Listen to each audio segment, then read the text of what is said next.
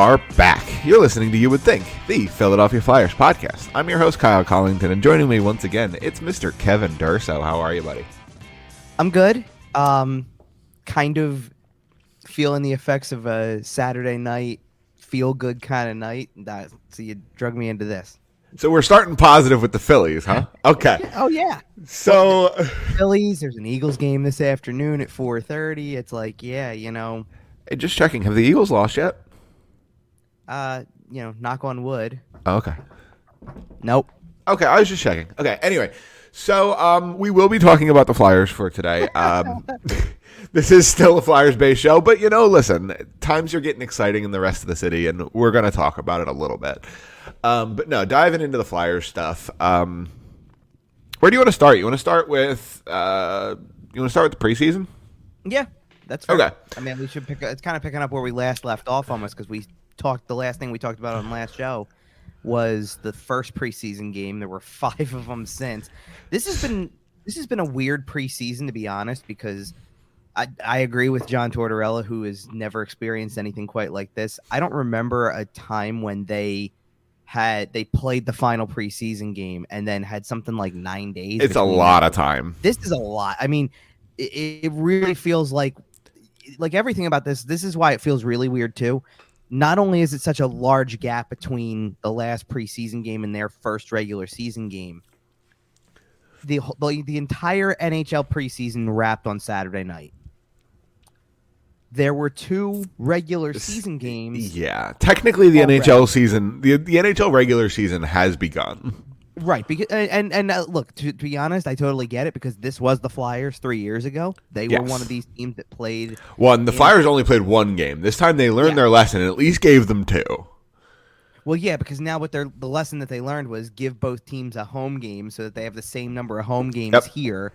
So somebody's not sitting there going, hey, wait a minute, you cost me a home game. And it's a little more worth it going out there to play 2 games on back-to-back days than it is to go out there, spend several days, acclimating to climate, temperature, time zone, et cetera, play 1 game, and then, boom, rip back to the States. But by the way, that series felt like it delivered for what it's worth in terms of, did just about every near hometown player score a goal in the 2 games? It was pretty impressive. Like Tomas Hertl got a goal, and he's literally, I think he was like an hour away from where the arena was, where he grew up, or something like that. And then I know that Philip Forsberg scored in the Saturday game, so there's some of the Swedish representation. I know that when they played, I think Nashville played an exhibition in Switzerland, and Yossi had he went nuts. He went off. Yeah, had a huge game, and that's even though it was exhibition, it doesn't matter. I think they got what they wanted from some of that international stuff. Oh yeah, and then we did have pretty cool though. We did have Flyers legend Jaromir Jagr dropping the puck on Saturday to a massive ovation. Absolute Czech legend. Yeah, I thought I saw rumors recently that he's thinking about hanging him up. Maybe. I don't want to believe it yet, because that's like the dude. There's guys who, when they get to close to 40, you're like, oh yeah, that guy's gonna play into his 40s. This is he's gonna play forever. It feels like, or he was gonna try. I wish the Sharks or Nashville had signed him to a 1-day PTO for that exhibition game. Oh, that'd be funny. Come on, how cool would that be? And his Czech team would let him go. He can ask the owner. If you didn't know, he owns the team. He owns the team that he okay. plays for. I did. I knew that. You're saying that for everybody else. Oh, yeah, you and everybody else. Yeah. No, that would just been great. Talk and see the fun part is it wouldn't have mattered which team. It would be a team he'd never played for before, which would have added to the allure of. Come on. He's played for the gang 7 NHL teams. More than that. The gang of traveling Jagrs could have added somebody. Right, that's what I'm saying. I thought it was 7 or 8. I thought it was 9 or 10. I am going to his page right now to look, but either way, it was nice to see Jaromir. He looked really good. He looked happy. Of course he looked good. All right. He was the physical specimen that he wasn't he? Do me a favor and count this off for me. Sure. Pittsburgh Penguins, Washington Capitals, New York Rangers, Philadelphia Flyers, Dallas Stars, Boston Bruins, New Jersey Devils, Florida Panthers, Calgary Flames. 9. Okay, so 9 I NHL said teams. in my head I went 7 or 8. So Nashville you or couldn't give her Nashville or San Jose would have been his it would have been 10th. 10. Oh, Come that would be on. sick. Like he's Regular- gonna lose second regular- place in goals at some point soon here. Give him something. Come on. It was a regular Mike Sillinger or Lee Stempniak here. Exactly. Travel. And Well by traveled. and was elite the whole way. That's the difference. Yeah, like that's true. no one would say Lee Stempniak was elite in his late 30s. I mean, No offense. What was his worst year? I mean, I want to say it kind of like Calgary was rough. yeah, because that was the last one, wasn't it? Well, right. And he was I kind of remember like he was all right in Boston, but he wasn't like that was a half a year kind of like. Washington was a little underwhelming. It was a little earlier in his career. It was though, before he went away. Washington was a little underwhelming. It was before the Rangers though, so like the Rangers got him really back on the superstardom. That's what I'm saying. They fixed him. But okay, either way, this is not a Jaromir Jagr podcast. No, Although honestly, it could be. Anyway, so not on last week's show, but I'm sorry, not the last show 2 weeks ago, but the show before that, I mentioned 32 Thoughts, and Elliot Friedman said that the Flyers were going to be a big candidate to dress a lot of their guys and win the preseason. I don't know if he said win the preseason. I don't know if he ever said like dress a lot of their guys because I think everybody always knew this is what it was going to be. But when you put guys motivated to get in the lineup regularly, right, you're kind of actually out there doing what you like. I think it all kind of lines up. It's why Tortorella said he didn't want to be on the bench for the first few games because he's like, I'm going to go out there and coach to win. And he probably would have. And I don't know if they would have or not with the group that they had, but they played a lot of the guys that you would think that they would play. You would think. You would think. But they obviously the results were not on that level. This is not to like, I'm saying this is not to like throw shade at Elliot Friedman for saying that. I think he had a valid point when he brought it up. Like it was the idea that, well, first of all, by the way, I'm pretty sure that when Friedman said that was before the Couturier news came out. That is fair.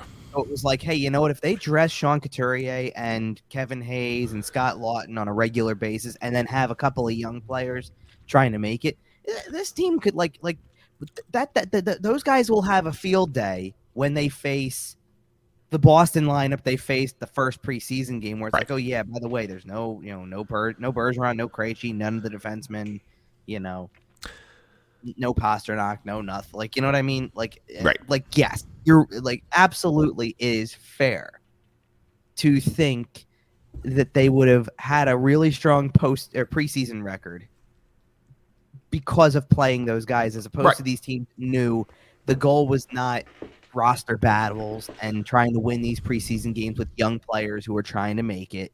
It was stay healthy. Yep. Because most of the teams did that.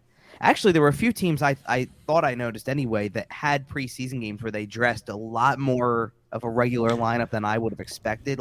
Teams started putting healthy lineups together fairly early in camp.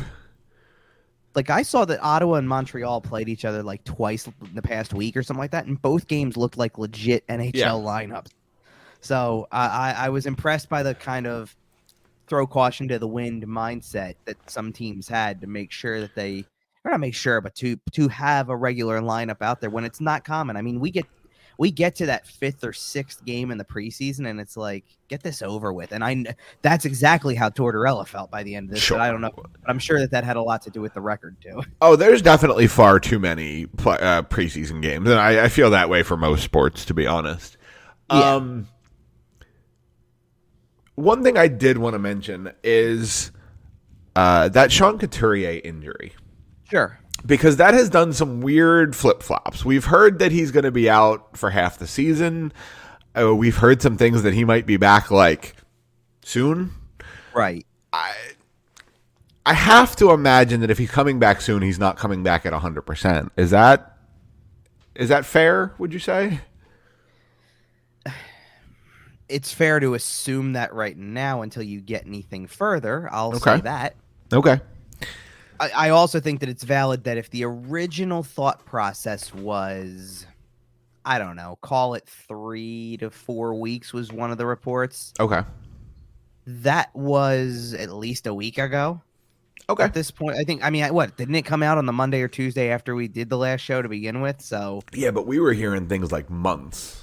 well, no. I know. What I'm saying is that it was followed up with a hey, they kind of got good news. Oh, it's right. going to be like 3 or 4 weeks. Right, and we did know that he was seeking a second opinion, so it's not crazy if things just shifted on that. No, so my point in saying that is that it was very clearly stated that he's week to week, which right away creates like this is like Ryan Ellis all over again. Week to week means nothing to people. Week to week has so much uncertainty. Right. Yep. I mean, if the update you can provide is no, he doesn't need surgery, that's great. But like I tweeted out the day that update came out, it's like it's still cryptic. You didn't say it was he's 3 to 4 weeks and he'll skate again or something like that. Right. You said he's week to week. And what happens if week to week is by the way, in 3 to 4 weeks we're going to check him again, and if it's not better, now he does need surgery. Now he goes on LTIR. Now he gets surgery. Now he's out 4 months. And it turned out that the initial story was completely 1,000% correct, which is what happened with Sam Moran, which is what happened with Ryan Ellis. It's like happened with Nolan Patrick. Yeah, but Nolan Patrick's thing was a lot different because that's fair. Like this is a more structured. I understand. No, I know. So that's what you like. That's why I said like the last show. It's almost surprising that they admitted it would be a shock if Ryan Ellis played this year. Right. Like, okay, really? Like instead of doing that song and dance with the week to week and maybe he'll come back in this amount of time or whatever, no, they just flat out said it. I think they're telling you straight up, we're sticking him on LTIR. We don't expect to take him off LTIR. We may make a trade to fill his LTIR space.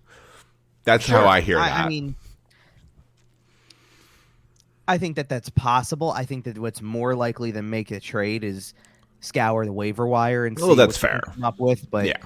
I mean, but you know what I mean. It's a unique situation. We're gonna get into some of the roster stuff in a little bit when we preview everything. We sure are. Defensively, it's a unique situation. Yeah, can we do we want to just dive right into that? I don't know if you wanted to dive right into that or kind of blend it with the preseason record kind of stuff. Well, what I kind of want to start with, I just kind of want to get into the fact that as the preseason was kind of drawing to a close, some roster cuts were made, and a certain player was sent to Lehigh Valley, and probably the only one that drew headlines, if we're being honest. Like the only one that drew headlines. We'll just cut right to it. Cam York was essentially was sent to Lehigh Valley, right? And man, it's the kind of thing that when Alain Vigneault did it to Joel Farabee, I was willing to say, okay, I'll give him a shot. I saw the video of him saying, you'll be back soon. Go kill it down there, blah, blah, blah. Unless a video of that emerges, I'm a little scared that John Tortorella is going to rear his ugly head. Yes. And it worked. Right. And it worked for Joel Farabee because he went down there. He had 4 points in 3 games and was back up and never saw Lehigh Valley again. It feels so. I'll give you my read on this situation because obviously, A, it created a lot of headlines. B, it created a lot of misinterpretation of something that was said earlier in the training camp. This is this to me is one of these two schools of thought can be correct kind of thing, because what a lot of people heard early in training camp was we're going to play the kids. We're going to play the kids. I'm not afraid to play a kid, all that type of stuff. And in the preseason, that's the correct answer. And in the preseason, A, they did. Yep. And B, it doesn't mean that that's a lie when it comes to the rest of the roster. Absolutely. Because right now as we're sitting here recording this, and this can change. Well, fair enough. Let's say this is going to be the Monday news drop because the rosters are due by 5 p.m. on Monday. So this is roster day. It will be a roster day. We're going off of a few hypotheticals right now, but at the moment, as we sit here talking about this on Sunday morning, there are 2 kids defensively who are still on the roster. Who could make it, who are not being ruled out. There are plenty of forwards who are in that young age bracket let's put it this way. At this point, they are going to make it. Hey, so is it a good thing to stand out and get noticed if you're just getting filled in by Ross Johnston? Well, I'll get into that in a minute. Okay. here's where I agree with what happened with Cam York. If you're trying to, the one thing that John Tortorella has done the entire training camp, and since he took over the job, really, is he hasn't tried to feed you some crazy line about overachieving for results, or overachieving in everybody else's mind. Let's call it right. I feel like John Tortorella knows what he's walking into. Well, right, but he's not trying to feed you we're going to shock the world and make the playoffs. We're going to do right. He didn't even said the word playoffs. He's being realistic about what's going on. All he's talked about is we need to establish an identity that makes the city proud of what they're watching. Now, whether that's a stretch to some people because it's a long way off from making them feel proud of this team, fine. I'm not here to try to convince you that you should be proud of what you're seeing by any stretch. Here's what I am saying. That whole identity seems based on we need to have accountability. Well, yep. I watched 5 or 6, I know 5, it was 6 preseason games, but Cam York probably played in 4 or 5 of them at least. Right. And if you're going off of, I agree with the assessment. He did not exactly stand out in those games. He didn't attack the game in that sense. He had a really bad preseason game against the Islanders where he was noticeable in all the wrong ways. It's awful. Yep. And for a player of it kind of goes back to what Tortorella said to begin with. I'm not looking at what draft pick you were or what stature you are or whatever. Like Cam York's a guy who, okay, we obviously know first round pick, but captained a world junior team to a gold medal. And it's kind of like, a US. He did it in easy mode, and he was playing for Canada. No, he was US. Oh, I'm sorry. He had a lot of good talent. You're right. That team was glorified All-Star team. But like my point is that John Tortorella is also Mr. USA hockey kind of to an extent. That's fair. It's like, I care that you were captain of a US World Junior team that won gold, and that's a big deal. I don't care. Like, I got to see it right here, right now that you're ready for this today, and you're not. Because he said, walking in, he said, it's a fresh slate with me. Everybody. Right. Everybody. And so the only issue I have with everything that was said by Tortorella at that time is when you follow it up by the way, Ronnie Attard's still here because he stood in and fought a guy. Like, yeah, well. Listen, I acknowledged it in the moment on Twitter. Like, Ronnie Attard going against Ross Johnston is a completely unfair matchup, and he stood there and he took it. Good for him. And I can even and boy, he took it. Whew. Like where they start to lose me with Attard is I don't love that this is a quote that came out of a press conference, but I can understand why you're sitting there trying to say, listen, do you think that after fighting that guy and doing what he was like, stepping up in the moment, that I'm going to cut him the next day? You're crazy. All right, that's fine. To go into the weekend making it seem like he has a legitimate chance of making the roster, I think is wrong. Because I don't think he's done any. He's been better than York has from a consistency standpoint, but he's not ready for this level either, and it's very obvious. Here's the thing. I wonder if John Tortorella does think that this is a rebuild.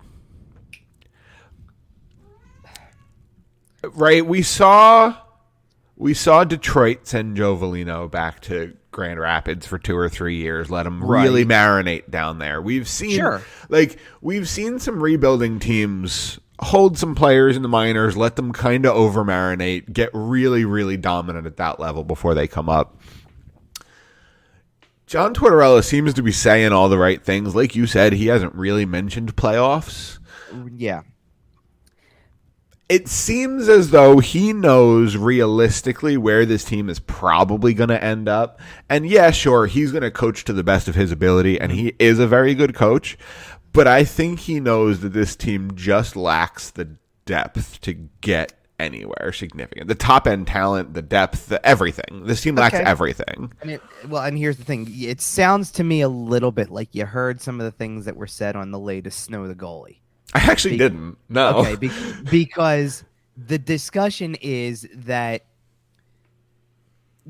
so John Tortorella, the entire preseason and training camp, they played that first preseason game that Saturday, and we came on and talked about that one and kind of also talked about a lot of the stuff that he said on day one of training camp, right? Which was things that we like, that I at least could sit there and say, I'm like, this is kind of an interesting one. Like, here's a guy who says, I'm not going to coach behind the bench for the first 4 games because I need to watch. I don't want to be on the bench. I want to evaluate. Okay, Yep. fair. Also turns around and says, by the way, for the first 3 preseason games, I don't make the lineup. I want Chuck to do it. Because, again, I want to see everything. And it was brought up because right now they're doing, and you mentioned it already, like before we started recording, they're doing this behind the scenes show, kind of The standard, which, whatever, fine. Call it whatever you want. It's we standard. Yep. That's the word. Yep. Sure. But either way, full credit to the guys on Snow the Goalie who brought this up, because I was listening to this and it was kind of comical to think about, because I get it. Like, there's elements of what you get to see on these shows that's scripted, because it's not like they just plant cameras and say, let's do this. Like scripted in a sense where it's like they set the scene for the people, like, hey, listen, we're going to film you in this meeting today. We're going to do this. Sure. Do that. Episode 2 started with some Flyers taking batting practice with some Phillies. Yeah, but that's at least that's one where you don't even have to explain it. You're sending the PR team for, hey, we're that's fair, athletes, right? Like, yeah, you're right. It's going to be fun. But no, they do set up. They do let people know. They're not sneaking anything. They had one of the episodes where they show it's, and you see all the usual suspects. Chuck Fletcher's leading a meeting with Brent Flair, Danny Briere, Barry Hanrahan. Like, it was nice seeing Danny Briere kind of in that front office capacity. It's so good seeing him. But either way, and the whole thing starts with, here's a list of players that Torts liked, essentially, right? Right. So who's putting the team together? Or who's looking at the roster that was handed over at training camp and going, oh, wow, this is what we did. Like, day 1 of training camp, Tortorella talked about establishing that, accountability, and this is about identity, and it's a clean slate with me. I don't like, this is a guy who on day 1, when there's an injury update about Sean Couturier, I don't want to hear about it until he's ready to go. No. I hear you, but I'm saying this on the same day that there's an injury update going, we don't, where it's week to week, whatever, right? Right. The whole question, because the report was, could be months, could be whatever, right? And the coach goes, I don't know how big of a loss it is, because I don't know how important he's going to be, because I don't know where he's going to play. That's fair. Well, and in that same thing, he also said, I don't really care. Don't give me weeks, don't give me months. Just tell me when he's healthy. Well, yes, but I'm saying, like, Yeah. No, I know. It's crazy. That's how blank slate he's going. But this is how John Tortorella operates. Yep. I'm not basing anything off of anything. I don't know. Like, honestly, if create a drinking game, if you don't need one already from watching the games, create a drinking game watching his press conferences and count the number of times he tells somebody, I have no idea, and literally says those 4 words, I have no idea. You trying to raise alcohol sales in the Philadelphia local area? I'm not trying to do anything. What I'm trying to do is just sit here and tell you it's a common 4-word phrase that's used by John Tortorella in press conferences. I have no idea. Like, whether that's a tactic, like, I'm not giving you any information. I do absolutely have an idea, but I'm not giving you any information. Or, which I'm sure it is in part, but like, yeah. But on day 1, that wasn't I have no idea, like I'm withholding information. Like, that was of course I know how important he is, but like, truthfully, I haven't seen what we have to know where he stands. I'm evaluating honestly. I have no idea where he's going to slot. Yeah. Right. So, like, to me, it looks like it just feels like 2 different schools of thought. Like, Chuck Fletcher said a bunch of the same stuff that some of the players were who had been here last year, where it's like, yeah, we're like kind of that we're ready to go out and shock the world kind of thing. And it's like, sure, I understand why you feel like you have to say that, but and like, you can't come out and go, yeah, we're going to suck this year. But the coach kind of turned around and buried that possibility, right? Like, the coach kind of looked at it and didn't say anything about shocking people. Like, now, like, you know why? Because I think he John Tortorella's response to something like that is nobody. Like, I understand the perception. Like, that's how, like, notice the difference between a general manager who knows he's on his last leg saying, we're all excited to shock people. Yep. And a coach in year 1 who's got as much job security as anybody in the organization, who's going to sit there and say, we know what the perception is, and we're trying to build towards something. That's two different answers. Yep. It'll be interesting to see if John Tortorella is the one that kind of comes out on the other side of all this, because I think is. Right, because I think you and I are both looking at this as, quite frankly, and this is kind of transitioning towards our season preview, is I think you and I are both looking at this as a bit of a poor season. Well, definitely, yes. And we'll get into that a little later. But I think you and I also both agree that this is probably Chuck Fletcher's last kick at the can. Because this is where it all starts to make sense with the coaching thing. Remember the questions about, like, in the offseason about whether John Tortorella was Chuck Fletcher's number one choice or not or whatever? Yep. This makes it more obvious that it wasn't, because they're speaking different languages. Because John Tortorella is coming in, and after a preseason where he had to cut a player who was a first-round pick who everybody seemed to think was going to make the roster. And, yes, I think he's the one who goes and says, we got to cut this guy. This is a better move for him. I totally buy everything that he says for the most part. To be honest, up until those lines about the guy stood in, so if you think I'm going to cut him because he fought a guy. Which is just Tortorella being an old school guy. You know what line I didn't like? That was the first time I'm like, oh boy, that's a Torts line if I ever heard one, and man, does that sound awful. He talked about his defensemen and the idea that mistakes are going to happen. Mistakes are mistakes. I want them to be aggressive mistakes. So, listen, all that's fine until he turns around and he says, we're going to give up 2-on-1s and things like that, but that's what we have a goalie for. John, I felt horrible for the goaltenders at that moment, because it's like, okay, man, I know Carter Hart is probably a top 10 goalie talent in the world, just on pure talent. Sure, and I know he's itching to prove that, probably. Right, and a couple of lean years here. And quite frankly, I say top 10 a bit on the conservative side. I think he could get in the top 5 conversation. Again, just talking talent level. I think the team in front of might be a tough year, Carter. Well, here's the thing, and this is a very fair. This was something that Tortorella said that I agree with 1,000%. Talent, physically, he's talented enough. He's got all the tools. We've seen it before. He goes, it's a mental thing. Tortorella is all about the mental aspects of the game, the way that you come as a professional, because if you show up to the rink every day while you're playing in a season and you're coming professionally with a mindset that's present your best self and approach the game the right way, then you don't, let's put it this way, do you lose 10 games in a row twice last season if you come to the rink thinking like, this is a slog, I don't want to do this? No. Then that's what he's trying to get out of him, is if you don't show up, you shorten the losing streaks. You win more often because you fight for it more, because you're fighting for your teammates and you're holding each other accountable, and that's the professional mindset. And that's a lot of what he said he was looking for from Cam York. Like, he goes, the guy's physically gifted. It's not like he can't do stuff. They have to improve on play away from the puck a little bit, and some of the decisions, because I love the answer. He doesn't take over a game, and I want him to take over a game. I would love it if John Tortorella got his hands all over Cam York and does to Cam York what he did to Seth Jones. Yep. That player, right? This is the same situation. When he got Seth Jones was young and new, and it was like, go ahead and start molding. It's like, do what you got to do. And he did. And he kind of did the same thing with Zach Werenski to a degree. Werenski, I think, had a little bit more natural talent coming into the league, but still had to be molded into the number one minutes guy. And maybe that's what we all want to see with Ivan Provorov, is you got the guy who knows how to play the minutes, but mold him into that guy. I think if John Tortorella takes the time to mold Ivan Provorov, spend some time with him, or in an alternate universe, if Ivan Provorov is 22 right now, right? I think they're your Werenski Jones of the future, and sure, but that's where that's at.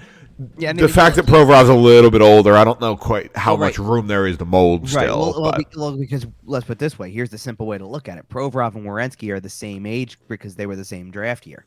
So you can't turn back time and go, oh, by the way, all of those years that Tortorella had with But you know what I'm saying. If it was a 22-year-old version of Ivan Provorov. No, don't you wish you could? Oh, yeah. The way that this approach is going?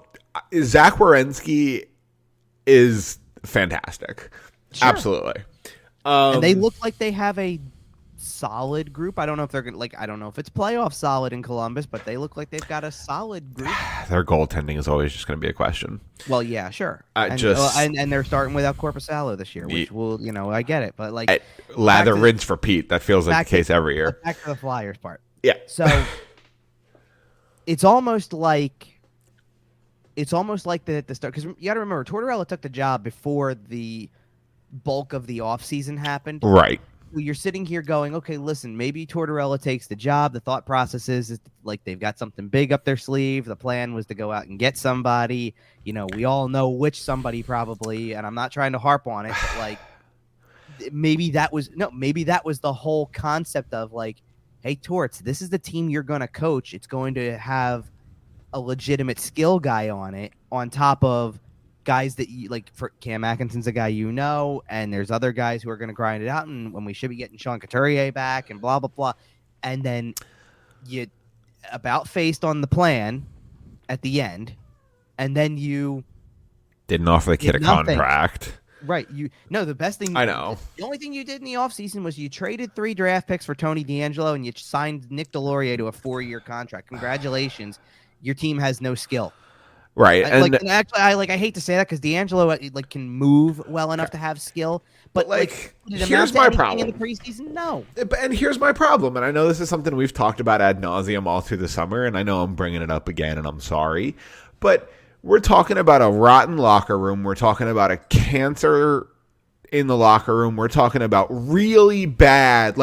Things got ugly last year. Sure. And what did we do? We dropped in a guy who's gotten kicked off of every team he's ever been on. Except for Carolina. But sure. He had 1 year there and walked away as a free agent. But well, he got traded out of it, yes. But okay. They didn't like him enough to keep him there behind that. Well, no, they didn't like him enough to pay him, is what it was. Right. It was all good when it was a 1 year, $1 million contract. And exactly. Then it was by the way, you want money? Yeah, we'll ship you out.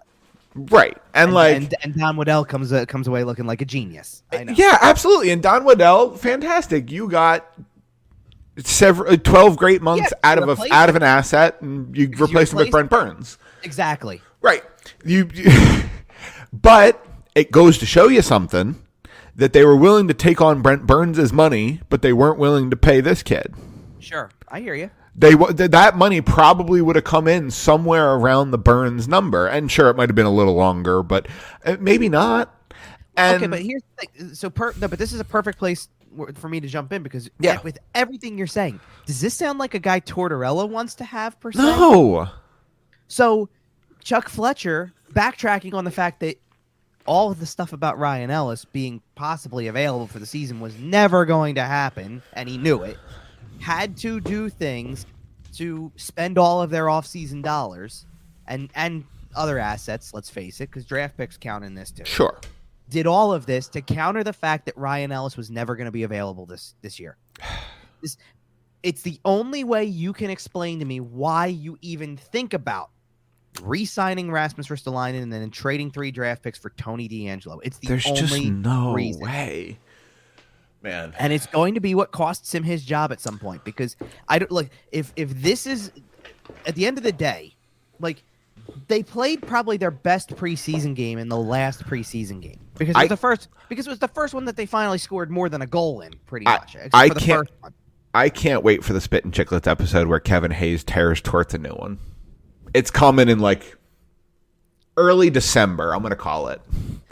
I don't know, and I'll tell you why I don't know. Because somewhere in the middle of this, the organization's already going to be licking their wounds from making a general manager change. Man, see, but I don't know, because the more you talk about it, the more you talk about the fact that they knew all along Ryan Ellis wasn't going to be healthy. Mm-hmm. The more we talk about them doing nothing through the just making this move for DeAngelo, just this, just that. The more you talk about it, the more it sounds like a state-sponsored rebuild. Yeah, but that shouldn't matter. Right. But what I'm saying is, if Chuck Fletcher has pled to the Comcast gods and said, please give me a shot to let me run this rebuild, and they said yes, then here we are. And you wouldn't be sitting there on day one saying we're excited to shock the world. sorry. No, I sorry. guess. No, I guess. If you really are going to stand in front of cameras and believe that, then I'm sorry. You don't have any leg to stand on anymore. Because That's you fair. continue to sit there and preach this idea that because what is this all based on? Tortorella has said at minimum 3 times this preseason about perception. We can't listen to the noise. I don't want the players going down the rabbit hole of what If you think you're keeping Kevin Hayes off social media, if you think you're keeping Tony D'Angelo, Mr. Burner account himself, off social media, well, no, but then that's what leads to roster changes eventually. Like Tortorella's point is that I know what people are going to say, and this is why I like Tortorella's honesty and his transparency towards most of these things. He doesn't know, like he doesn't give you some spiel about, we're like, this is why I said he hasn't given you some like thing about the making the playoffs or we're going to shock the world too. He hasn't said that type of stuff. He sat there and like day one, he says, I know what the perception is. It's on us to work hard and change your perception, which he's right. Then then a few days down the line, he sits there and he goes, I think a lot of people like media and the public are waiting to seize the opportunity to pounce on like a mistake or what goes wrong. He's not wrong. They are. Fair. And then sits there and goes, part of the mental aspect of that with running this team and being the coach of this team is don't let the players go down the rabbit hole of reading about it. Like, no, which he's right. That's what his job is. His job is to make sure that they play to the best of their abilities without getting caught up in all the outside noise. That's fair. That's a part that, listen, outside noise, what I say, what you say, because we bring both perspectives. Sure. Their job is to not hear it. We can say whatever we want to. We contribute to the outside noise because that's our job. Okay, so we're going to be about what my perception is. So we're going to be sitting here in 4 or 5 months, let's say February. Sure. We're going to be sitting here talking about how that failed. Because we're going to be I would not be surprised if there's a full-blown riot in that locker room. And we're going to be sitting here in February going, everyone knows how toxic this team is. Why doesn't anyone want to trade for these big piles of garbage that we're attempting to hand to them? Well, they'll be able to trade one guy, I think. It's going to be the totally wrong move, but they'll be able to trade him. I don't know who you're talking about, and it scares me either way. Yeah, that's fair. No, and here's why it's wrong. Because it's right, because yes, he's on an expiring contract, and you will get something for him. That's what makes it right. What makes it wrong is you're going to give up on him at 26, 27. Yep. After possibly, let's just like, if you're trading him, it means he's had a good enough year, right? So it would be 2 years in a row where he's probably been the shining light of the defensive core potentially. That's fair. And you feel like you have to trade him because why? Because you're not going to be able to pay him because of Risto and because of D'Angelo. Yep, because you won't be able to unload those contracts. Not this season. Like maybe next offseason or D'Angelo's 2 years. So right. There's a path that was the whole point, right? When you sign guys or trade for guys or whatever, well, because they traded and then signed him. So yeah, you're stuck with Risto for at least the first 2 years of that deal for sure. First 2 minimum. It's a 5-year deal. I know. Probably the first 3. I'm going 4. That's fair. Who the hell's going to trade for that contract over $5 million? I know. When it doesn't help them any. I know. Until you can sit there after year 4 and say, by the way, I'll eat the salary in the last year.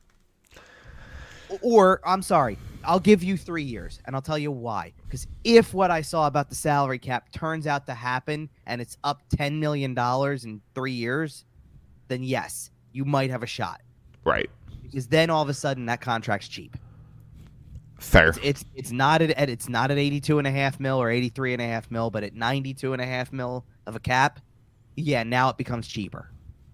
That's fair. So now you can probably find a way to move it, but they're not moving Ristolainen. They're just not. Like you've made like that is that contract, Nick Delorier's contract. Those are contracts that will haunt this team for their duration.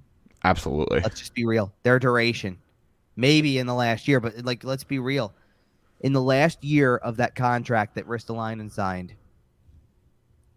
I don't know exactly how old he's going to be, but he'll be in his 30s by then. Yeah. Yeah, it's... Who's going to want that? Tell me who's going to want a player like that at that stage of their career if by that point they weren't tradable to begin with because they're worth the contract at that very moment. You know what I mean? And by the way, if you're sitting at home and it sounds like we're doom and gloom here and we're predicting several dark years ahead, which, by the way, we are, we're not alone. Sean Gentili of The Athletic put out an article this week. It was the result of another survey, and I know we talked about it on the last show. I didn't get to really see this completely. I saw something of it. The NHL. It was the funniest thing I think I saw on Twitter either yesterday or the day before. The NHL Hope-O-Meter. Yeah, I know about the Hope-O-Meter thing, but is this the thing with the comment with the poem? Yes. Ranking. That was one of the funniest freaking things I saw in the last week. Ranking fans' optimisms for all 32 teams. And basically they asked generically, are you optimistic, neutral, or pessimistic for the upcoming season? Do they do it like some of the other stuff where it's like scale of 1 to 5 or give a grade or something? No, it's optimistic, neutral, pessimistic. That's it. Oh, well, then this went well. Yeah. No wonder. For example, I'm just going to read off some numbers here just as for example. So Carolina fans were 98.53% optimistic. They were in first place. Colorado Avalanche 98.4. They were in third place. I'm just throwing out some numbers here. Sure. Ottawa Senators fans very confident 97.8. They're in fourth place. I don't blame them. Okay, so middle of the pack 15-16. We're looking at the Washington Capitals. Their fans are 80.5% optimistic, so they're still feeling good about where they're at. 80% of their fan base feels good. Sure, because they're running it back with a team that still has the same talent level, so to speak. It's like sure. It's just when the drop off happens. Like whenever Ovechkin drops off, and the mileage on Oshie's body and Carlson's body wears him down. Yeah, so I totally get that. Speaking of drop off, here's what the bottom of the list looks like. Where the numbers go here. Winnipeg is 29th. Their fans are 38.2% optimistic, and I agree. It's been a rough offseason in Winnipeg, and they've had all sorts of turmoil. 38.2% optimistic. Sure. San Jose Sharks, 21% optimistic. That makes sense. They're in a rebuild. Fair enough. Things are low in San Jose. Chicago Blackhawks fans, 11.2% optimistic. Pretty bad. I want to stop you for 1 second because I'm kind of laughing at the San Jose one for a second because these things are predicated on responses, correct? Yeah. Do they list like how many? They don't list specifically, but I know like they do not. Okay, here's the thing. On Twitter, I saw like a rough estimate of what like Flyers fans contributed to this. There was a listing for the Flyers. There was not because of how voluminous the responses were. Sure, but what I'm saying is that I can't imagine that if you're giving me whatever the number was, 21% on the Hope-O-Meter for San Jose, like I can't imagine that was rooted in like some heavy number of representation. That's fair. Like, and I can level with you said Winnipeg is a Canadian city, so I assume there's plenty of Winnipeg fans that chime in. And Chicago definitely has representation. And I will acknowledge that we are talking about the 1% here of people who are reading The Athletic and filling out this survey. Yeah. Like we're talking about a very niche hockey fan here anyway. Mm-hmm. But San Jose Sharks 21.2, Chicago Blackhawks 11.2. Pretty big drop off there. It's pretty rough. They're trading everybody under the sun there except for Patrick Kane and Jonathan Taves. It's a very weird situation. Absolutely. Now, before you read it, because I already know who 32nd is. Obviously. Oh yeah, you wouldn't be bringing it up if it wasn't. Hello. Sure, I know who 32nd is. I did not. Hold on. So I did not. The only thing I saw from the article is this comment that we will get into in a second. Because this was one of the funniest things. Charlie O'Connor shared it, and I think a bunch of the other athletic hockey guys shared it because it was pretty good. It was pretty darn good. But by the way, if you don't know what I'm referencing, it was a poem written by Chuck Fletcher, which was just a screen name at that point. That one's actually not on here, but like, it was hilarious. It was so freaking funny. All right, so but I don't know what number. Like you just gave me, what was it? 38 to 21 to 11. All right. So every team 28th or higher was 40% on the Hope-O-Meter? Arizona was 38.5. At 28th? Yeah. The Islanders were in 27th at 43%. Yeah, but okay, that's for Arizona, that's high. I know. I'll take I would take that if I was Arizona. I know. Holy Well, crap. I think they're starting to finally turn things around a little bit on the ice there. Because they have a pipeline. Yeah. Like they have a legit pipeline of talent. Whether it's playing this year or not, it doesn't matter. Yep. Well, how high did you go with the next one? The Islanders were 43% at 27. There we go. Okay, so so 27 teams broke 40. Yep.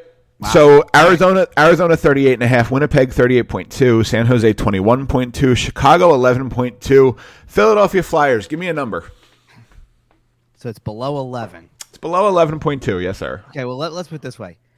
I don't know if I saw this in a comment or not, and I know that might be a little bit of a cheating method here because I didn't see the article. No, I'm pretty positive it's below 10.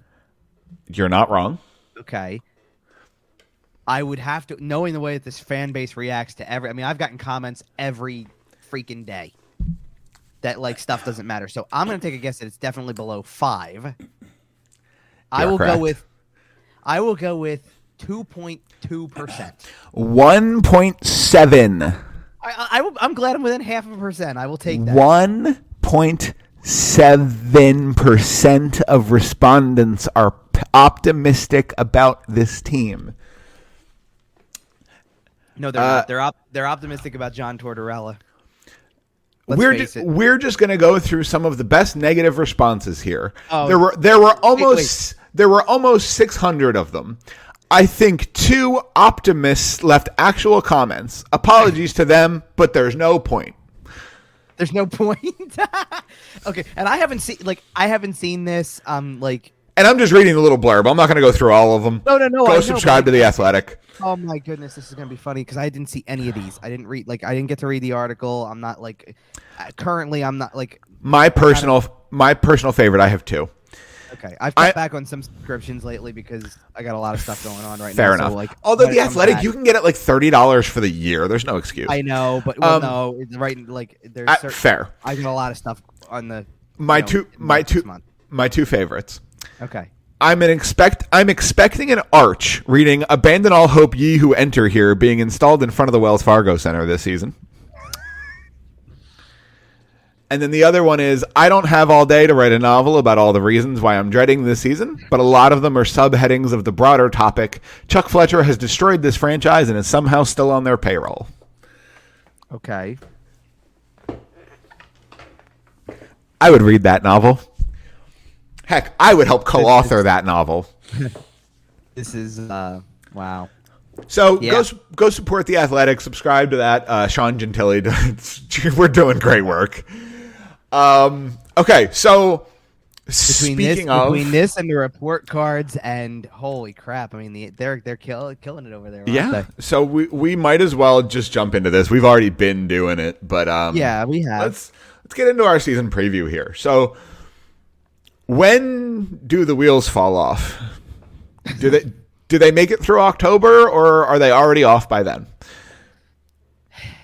Here's the thing. I think the preseason kind of gave you a preview of what's to come because of the fact that when you take away certain pieces that you thought you were going to have, and you got everybody there's 2 things that go against them here, and one of them is you're trying to separate men from boys in terms of who handles Tortorella, and number 2 is you're learning Tortorella. Yep. Which means that everybody kind of can easily get behind, and it's not I understand why Tortorella's not trying to Tortorella's not trying to become a walking soundbite in the preseason of his first year with a new team. I understand that. Because I can not understand yet. It's going to happen. No, but I can understand how that would cause some problems. Right away, I'm burying this team before I even got to a regular season game. Imagine if he buried them before he even got on the bench. Oh, he got enough controversy when he got hired, talking about how much it stinks already. The problems in the locker room, all this, all that, blah blah blah. He already got. But he elaborated on it. But I get your point. He got for it. Yeah, because he showed up and probably went, "Geez, this is worse than I thought." Yep. But he was trying, that's why I'm saying he's trying to be nice with, don't get me wrong. I love after whatever preseason game it was. I guess it was the Washington preseason game when they played at home.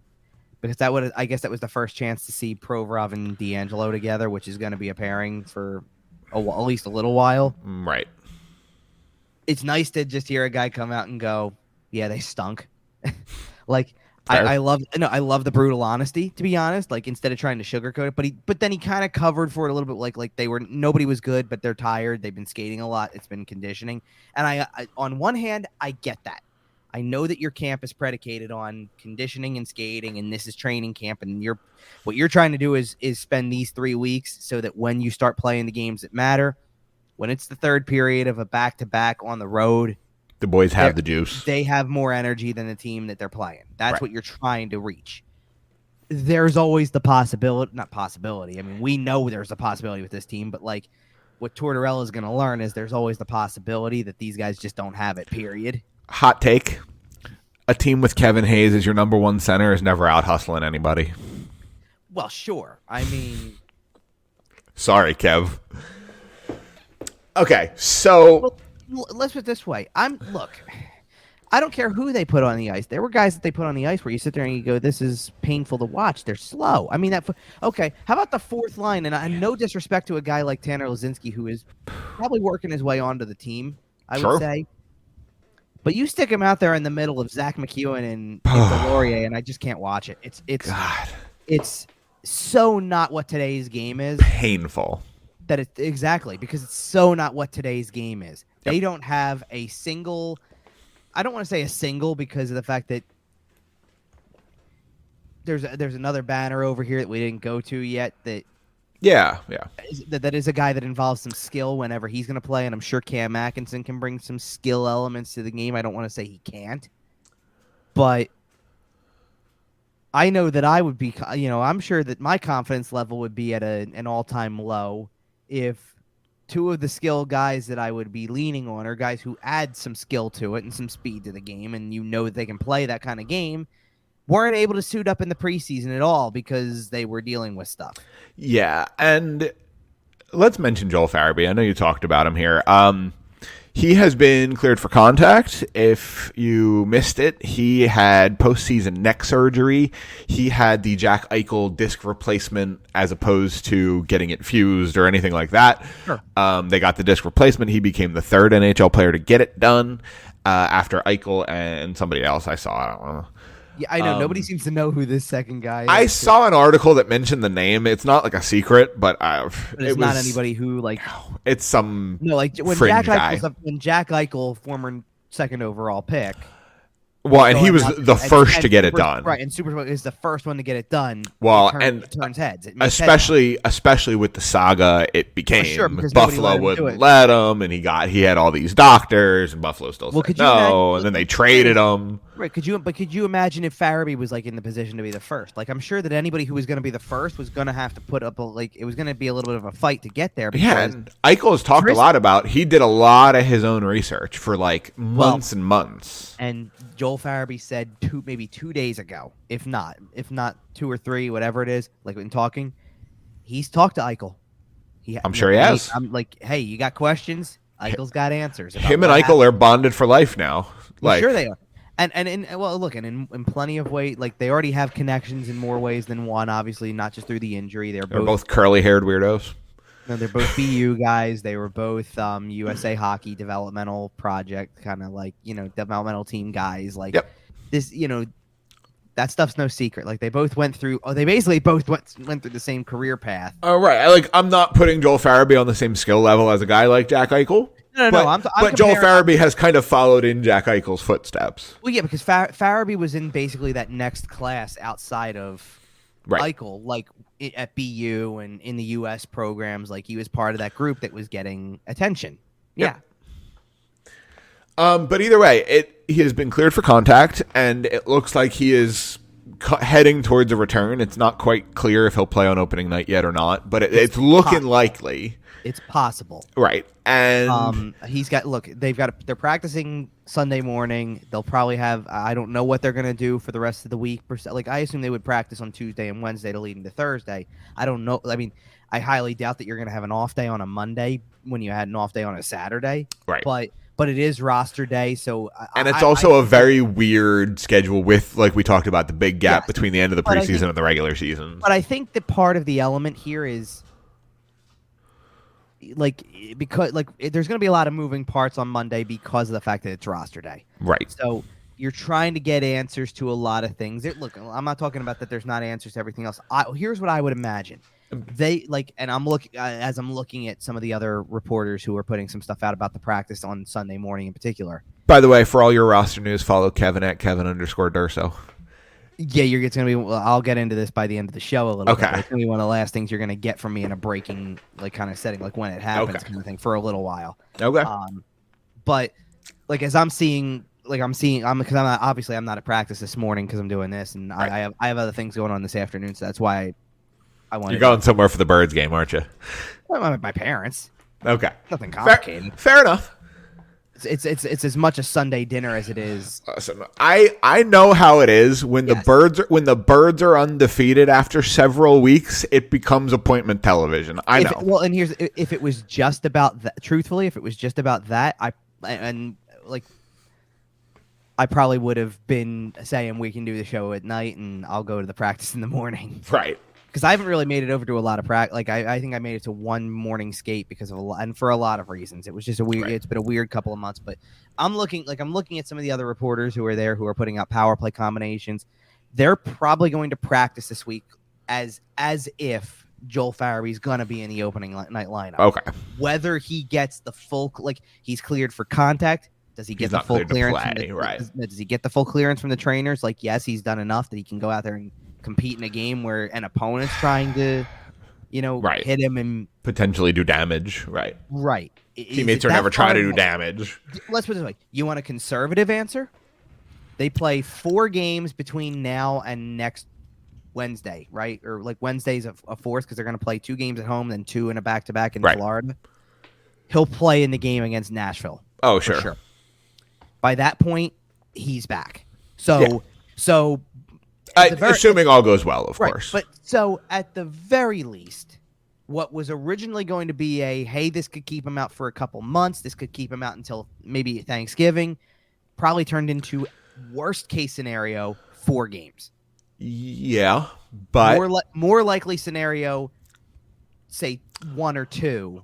Also, probably all of them. Also, and more importantly, he shouldn't come back until he's literally 100%. And if there's any sort of anything, he should not return.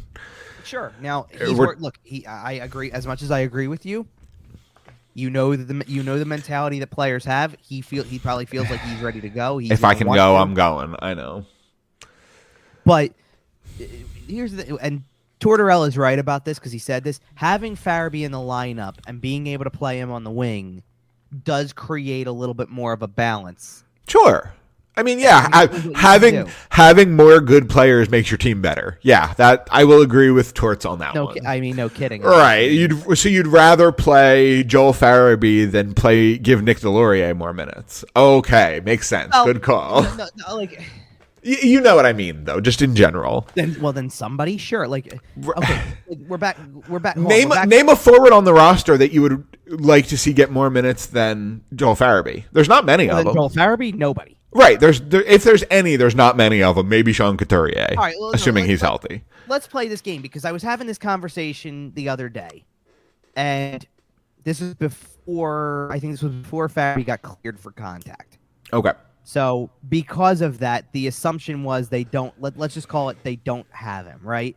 And I even quite literally texted because I'm trying to read through some of the conversation here a little bit because the conversation started as enjoying what Torts is doing because of the way he talks and which sure. I can understand that. Everybody loves the fact that he's not doing this.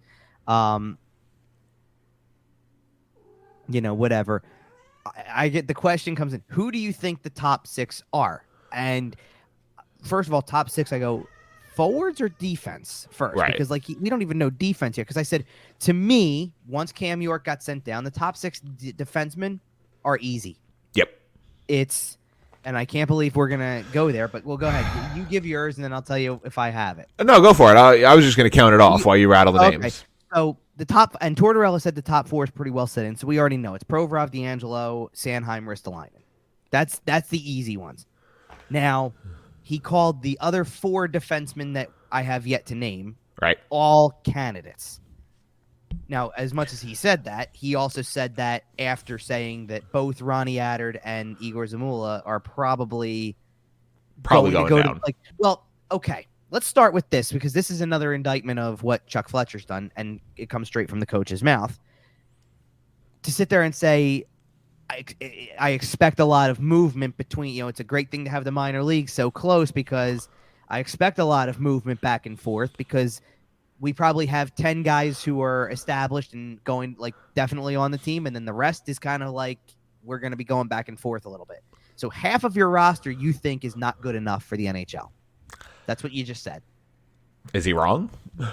No, but again, the blunt nature of saying it. Well, and you just threw your general manager under the bus with that comment. And that's you just flat out said Chuck Fletcher did nothing to make this team better. I got 10 NHL guys, and the rest are going to have to prove it. They didn't. They did nothing all summer.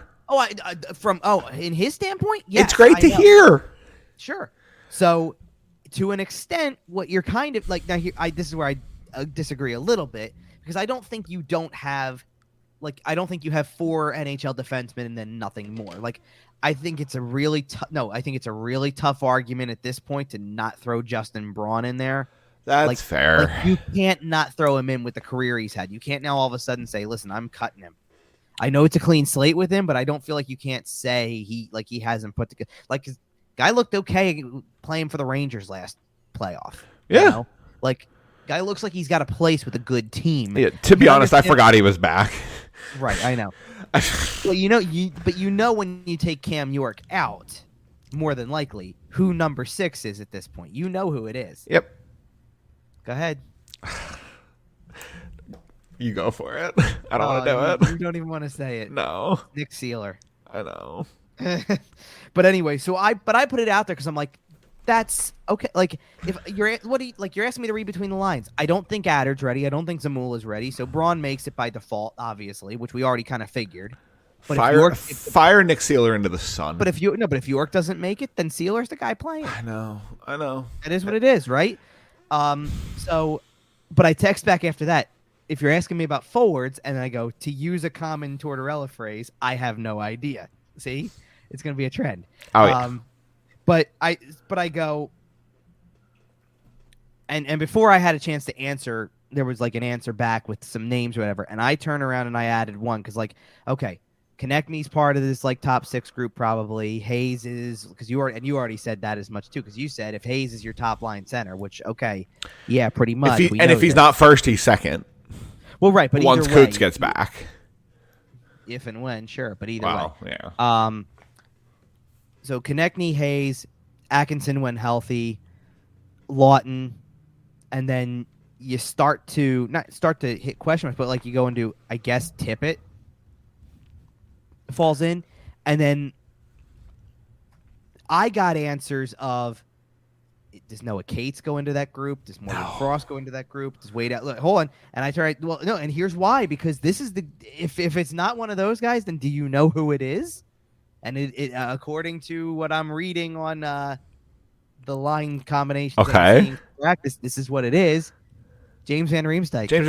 Yeah, that makes But that means your top 6 has a guy who is we already look the JVR stuff has already been publicized enough this offseason because everybody thought he was going to be out on his way out the door potentially, and that didn't happen. Owen Tippett's got so much to prove, and he's in that group. You don't I wouldn't hate Tippett ending up in the top 6. If your top 6 wingers are Farabee, Tippett, Atkinson, Konechny. Well, and Tippett looked good with Hayes. I'm not trying to deny that. It's just, Tippett looked good with Hayes in a second, third line kind of way, not right. If your top line is Couturier, Konechny, probably. Do you okay? Listen. God, if your second line is we're trying to piece this together. Right. Go ahead. You want me to read the lines that I'm getting? Yeah, go for it. In the morning because without Couturier, this first line makes complete sense. Okay. Lawton, Hayes, Konechny. Yeah. Which now, granted, I think normally you'd think Farabee would be up there, but I think right now this is a cautious approach with Farabee. We don't know if he's fair playing enough yet. I get it. But if he's playing, slot him in for Scott Lawton. Probably. Well, here's the thing. Maybe not, because right now what they have is Farabee, Cates, and Tippett. Noah Cates, by the way. Okay. Noah Cates playing center, by the way. Okay. Which is interesting. Don't hate that combo as a young group, because why not? Like, do a kid line thing. Absolutely. Well, listen, Noah Cates is absolutely 1,000% making the team. Oh, yeah. 1,000%. He's been one of the best players in camp since the beginning. He's making the team. If he doesn't, it's a travesty if he doesn't. Like, he's done everything to put him on himself on the radar in all the right ways. If he doesn't make it, it's a crime at this point. Third line, Van Riemsdyk, Frost, Allison. Okay. Now, again, I want to, because at this point now I'm talking about roster battles a little bit, kind of throwing. And I watched all the preseason games, so I know who I saw, who I didn't. Morgan Frost is going to make the team kind of not on I don't want to say it like this, because in this sense you kind of could have said this for Cam York too a little bit, but I'm going to say it this way because it's the only words I can think of. Frost is going to make the team kind of on merit more than he is on stand out in the preseason kind of thing. No, granted, I do want to give Frost credit because he had a few assists. They scored all of 8 goals in the preseason. So if he had a couple of assists, and it's pretty good. 25% of the goals, you got to give him credit for that somewhere. Right. And he was playing on the top line for some of that, right? So. Well, yeah, on nights when they kind of were careful with Hayes and not playing him, and Frost was kind of like your headline center for some. Right, because you're right. Kevin Hayes isn't playing 30 minutes in the preseason. No, it just ain't happening. They had something working there. Like, I wouldn't be. They're so thin at center right now that if they could, Frost would center Cates and maybe Tippett or maybe Allison, and I think you've got the same vibe there with a kid line type of deal. Like, Farabee could be playing with a Hayes and Konechny and give you more of an established NHL line, and then you could totally go kid line with Frost, Cates, and Allison or Tippett or something like, and just try to see where that takes you. That could be a lot of fun, honestly. Sure. That line could do some fun things. Okay, so that's your top 9, and I would, at this standpoint. Now, by the way, I should note, because a lot of people are putting this out there, Cam Atkinson is not on the ice again for this practice, so continues to be a situation to monitor. Can't wait for that to turn into week to week. Hold on. He is the only player who is not skating today. So now granted, it's the day after an off day, which is not a good sign for his health. And again, tomorrow is roster day. But when you consider, well, I don't think that matters. No, you're right. That's fair. That means he'll just be day to day, and they'll leave it at that. Yeah. But what matters for that is you're trying to make a goaltending decision. You're trying to consider other guys for your roster. If everybody's practicing, that's a good thing. It means that everybody else who you have to pick from is probably healthy. But so assume that something is going to move from this group. So somebody who I just mentioned would be going down in the lineup. I don't know who. Could be Van Riemsdyk to like fourth line. It could be Wade Allison being on a grinder type fourth line, because that's more the type of game they'd want him to play anyway. I don't know. I have no clue who it would be. But the rest of the fourth line at the moment, and this gets a little interesting because, okay, Nick Delorier is probably on that group. Tanner Lazinski's still centering that line, which I think is a sign that he's probably at the moment. Actually, I don't want to call it a leader, because I think at this rate they're going to carry 14 probably if they're going forwards. So both Lazinski and Jackson Cates probably make it. And you can swap in between, like, for center position there. By the way, you reading that lineup off real quick, by the way, that sure sounds a whole lot like a second line, 2 third lines, and a fourth line. It sounds like the roster at the end of last season is what it is. Right. Close to what it is. But here's an interesting one, because you're probably bracing yourself for me to say the next guy on the fourth line is Zach McEwen. Yeah. It's not. It's Hayden Hodgson. Hey, we love some Hayden Hodgson here. I don't hate that. Okay. Like, I don't love their fourth line. I'm not sitting here saying it makes it. I'm not saying it's the the group of Matt Martin, Casey Cizikas, and Cal Clutterbuck. No, it's not. But I sure like the sound of, if you're going to try to have a more grinded out fourth line that has some potential, I sure like the sound of at least putting Lazinski with Hayden Hodgson. With Hodgson and starting there. I think that's, like, honestly, if you had Jackson Cates as part of that line, you'd have a little bit of more, like, you're taking away all the toughness, obviously, as you said you were bringing in. So one of the other two guys has to play. Right. But I at least like the sound of that a lot better. I do want to get by the way, Nick Sealer's playing with Justin Braun today, by the way, and the two more than likely guys getting sent down are the extras. Yep. So just a footnote there. But I do want to talk about the goalies for a second, because that's really been an interesting situation, and they've dealt with injuries there. So Carter Hart never got a preseason game because he was hurt for it, but he's practiced consistently since. I think that now he's back on track to start opening night like everybody expects. The question is, because Felix Sandstrom got hurt in a preseason game. Played, I believe it was the Saturday game against Boston that was in the afternoon, so on the road. And he played in the first period where he faced 2 shots and then had to leave the game. Which is, it sucks. Less than ideal. And he'd had a look. I want to give full marks because he had a really good preseason to that point. Looked very much like, to me, he was absolutely the leader going, at that point. Certainly. The backup spot.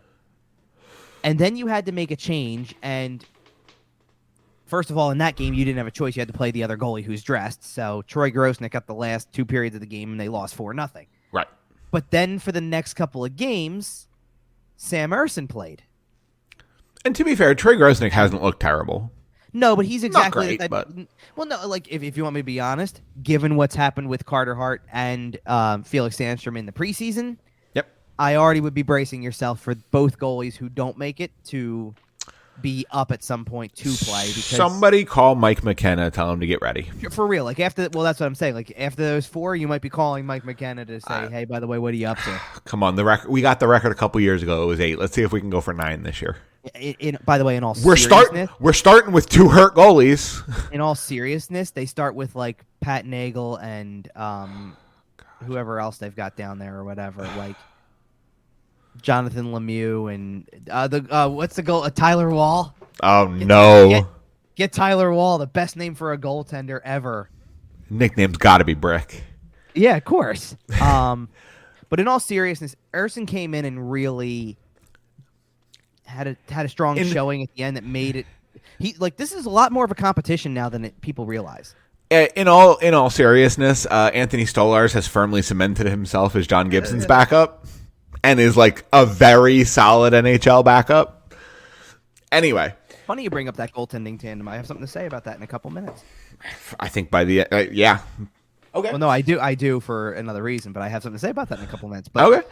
Well, hey, listen. Let's get off the Flyers. We can for a second, but yeah, because the goalie thing is really that might be the most. That might honestly be the most dramatic roster decision left, and Ersson's put himself in the conversation. I think Ersson will get there while Sandstrom deals with whatever. I think that Sandstrom's perfect for the backup at this point because he's played a few NHL games. I agree. He already kind of knows what to expect. Ersson's a great goalie in waiting for when something happens, but also it'd be great to send him down and say you're the number 1 in the AHL for right absolutely now. You're playing 50 games for the Phantoms. Yep. Yeah, and completely make it that way. And hope he stays healthy too. But there's something interesting with that group. Like those 2 goalies have some potential here, and I we'll see what happens. Look, if nothing else, before we get off the Flyers, because this is the whole point of the season at this point. Yeah. They scored. Look, and I already said this once, but I'll say it again because for emphasis, they scored 8 goals in 6 preseason games. If you don't know what kind of games they're going to win this season when they do, you're crazy. Yep. Tortorella's already said this multiple times. They're not winning games 5-1, 4-1. It's not happening. Are they trying to give up 1 goal a game sometimes? Absolutely. Whether it happens or not is on them, obviously, but they're trying to win the 3-2, 2-1 games. Yep. Absolutely all the way through. They're trying to win 3-2, 2-1, maybe 3-1 with an empty netter kind of deal. So this isn't officially betting advice, but bet the under a lot. At least the Flyers under. I was going to say, I don't know if that's good betting advice because they could have... That's fair. Look, I distinctly remember... Bet the Flyers under. How about that? I distinctly remember John Tortorella Columbus teams that were real... Look, that granted, probably had a lot more talent than this one does on paper, for sure. That were tough to play against because the whole style was... And maybe this is easier to do when it was Sergei Bobrovsky at the time, but it's like, hey, listen, we got a Vezina winning goaltender who can steal a game. Well, we're trying to win 2-0. You need Sean 2-1. Couturier. I'm not saying they're going to, but you need Sean Couturier to be Matt Duchene. You need Joel Farabee to be Artemi Panarin. You need Ivan Provorov to be Zach Werenski, and you need Carter Hart to be Sergei Bobrovsky. You can do what they did, but you're going to need, and all those guys had career years because Duchene, Bobrovsky, and Panarin were all on contract years. And they all did what they did, and then because that was obviously, I know already what year you're in. That was the playoff year, right? That really was shock the world time. And I've mentioned before, I think I said it on the show, I know I've said it to you. Mm-hmm. I see a world, I'm not saying it's likely, I see a world where Sean Couturier comes back healthy, where Joel Farabee hits the ice healthy, where Ryan Ellis shows up sometime around Christmas maybe, and this team puts it all together, right? You see John Tortorella, sometimes you put the right chemistry mix in, you throw the spark in, and it works. I'm not saying it's likely. I am not sitting here predicting any sort of. your Ellis part's not, but but you know what I'm saying. I get your point with Couturier and with some of these other I could see a world where this team straight up 93 Phillies their way to a playoff run. What needs to happen right now, if that was to happen, then it can't come it kind of can't come off the rails to start. It's got I agree. It's got to stay on the rails. It doesn't. It can be a bumpy ride. It can be, you can't start 3-14. Well, and this is the difference, right? If they play 20 games, because 20 games will get them close to Thanksgiving at this point. Yeah, maybe and that's it's roughly there. 25% is about that first big gate. Roughly, and I'm not trying to be projections. specific. I'm not trying to be specific about when right this second. For sure. But the concept is that if they were to go out there and be, I don't know, 8-10-2, in 20, then at least you're seeing how the Tortorella effect is rubbing off on them, and you kind of have it's almost like you're going to meet the fork in the road at that point because you've probably kept your head above water enough that you're not bottom feeder, but you're not playoff team. Yeah, the division's going to be so tough though, and you're either going to go in the direction of it's going to come off the rails at that point, or you're going to go in the direction of they're going to start to have bought into what Tortorella is doing, and it's all going to come together, and then they start to compete for the playoff spot. Right. That's kind of what was to be expected. When you take Couturier out from the start, when you kind of look at how sloppy some of the defensive play has been already, you take out some of the guys who didn't even get a preseason game, so they're kind of learning on the fly in games as well. Does this team win 5 games in the first 20? They better. What I'm looking at, I'm glancing ahead to the schedule here, and what's the consequences if they don't? Like when you say they better, so what's the consequences if their GM gets fired? I just mean if they want to be a competitive playoff team, if they want to stay in the race, if they want to be considered, if they want to stay in the race, then it's 7-8 minimum. That's fair. No, that's what I'm asking if it's even going to be at 5 because listen, if it's 5. Tank hard for Bedard. We're straight up. We're there. I'm saying it's going to I think it's naturally going to get there because of the fact that I just don't. I have full doubts about Couturier coming back. That's fair. I don't know what to think about that.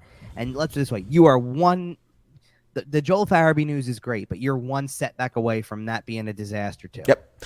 And you don't want to risk anything with that kind of player at this stage in his career. Part of the reason I feel this way also is because they went out and we kind of when we did the last show, they won the preseason opener and we kind of sat there and we're like, hey, that was kind of enjoyable in a way. There was no expectations. Boston didn't play anybody special, but the Flyers kind of didn't either. Right. They played younger guys and they had a good little young lineup. Remember, it made me say that I think that the AHL team could be decent. Yeah. Because I'm like, if depending on who gets cut, if this is half of the AHL roster, they could be okay. That's fair. They could be solid.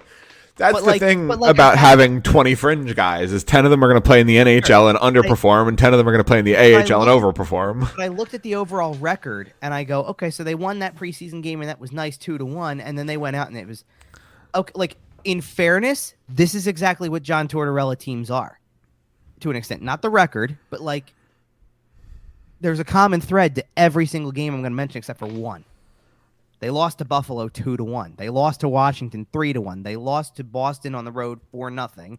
Then they lost to the Islanders on the road 2-1. and they lost to the Islanders at home 4-3 in overtime. What's the common thread? No goals. No, the common thread is, except for one game, every single game was basically a 1-goal game into the final 5 minutes of the third period. That's fair. Which means you're playing competitive games. Are you playing games that you win? Not necessarily, but they're competitive. They're close. You're involved. You know what I mean? So that's how you get a preseason where they could have won. They could have that's where Friedman's comment, kind of to tie it all back together, makes sense. They're a couple of bounces away, potentially, depending on what it is. Like, listen, I thought the game they played against Washington was boring. Right. It was straight up boring. They had an awful second period. It was flat out bad. But they played some other games where it's like, listen, they were, until the last 10 minutes of the third period against Boston on the road, it was a 1-0 game. Man. I'm just saying. I hope we're not playing the they were one bounce away game on a 1-4-1 preseason. Because I can't. Well, because they are on the scoreboard, but they weren't right. That Washington game wasn't that close. We know that, but they didn't play good hockey in this preseason. No, but once you get to a point where maybe some of the Tortorella stuff is getting received better, and it's not just preseason anymore. Maybe you're playing a game where you do start to have that offensive push, and then you are one bounce away legitimately. Like, hey, you're actually that's fair generating something. Like right now, it didn't look that way. I get that, right? But you're kind of getting there now. Like maybe like where it's November, December, you're getting there. Maybe that changes. But what I saw based on the record was they won the first preseason game. It was kind of nice to say that. And then they lost 5 in a row. They didn't win another one. Yeah. You know what I mean? Like, and at the end of the day, that's what people are going to notice. Like, if nothing else, you're going to have people that get frustrated with the last preseason game because it was, oh, man, wait, it went to overtime, though. Like, right. I got a point out of that. Like, all right, let's get off the Flyers because I think we both agree that it's going to be a pretty poor season. Let's get some playoff predictions. Oh, boy. Give me your 4 playoff teams from each division. Which division you want to start in? I'll give you my teams first, but you pick the division. You're asking me what we're picking different winners? No, we're picking the playoff teams. Oh, okay. So you're saying the 3, 4, or 5? Yeah, you pick a division. Name how many playoff teams you think you're going to. If we really want to get off the Flyers, do we want to just start with the Metro and work our way down? Yeah, let's. Yeah. So I think Carolina. I think Carolina's making it. I think the Rangers are making it. Okay. I think Pittsburgh's making it. Okay. I think Washington's making it. Okay. I think that's it. Okay. I agree on Carolina. I agree on the Rangers. I agree on Pittsburgh, and Washington is a lot closer to me. I do have them. I would have them in, but I do agree that's a lot closer. That if one's going to screw this thing up, it's going to be them. I agree. You putting them in or not? No, I'll put them in. Okay. You putting any other teams in? I'm trying. Well, because I can't go 3 in the Atlantic. Like I just can't. Hold on. Obviously the Flyers I'm not putting in. I think it's still too early. No, I think it's still too early for the Devils. Okay. I think they'll be better, but I think it's still too early. If anybody's going to challenge for either a 5th spot / to knock Washington out, fair. I'm curious to see what kind of team the Islanders have because last year Barry Trotz era. No, but yes, but last year it was like I still don't understand the coaching decision because last year was no idea. Last year made no sense. Nope. Everything. The first 15 games on the road, they didn't play a home game until November. Like right, no, none stop. of it made sense. I'm not going there.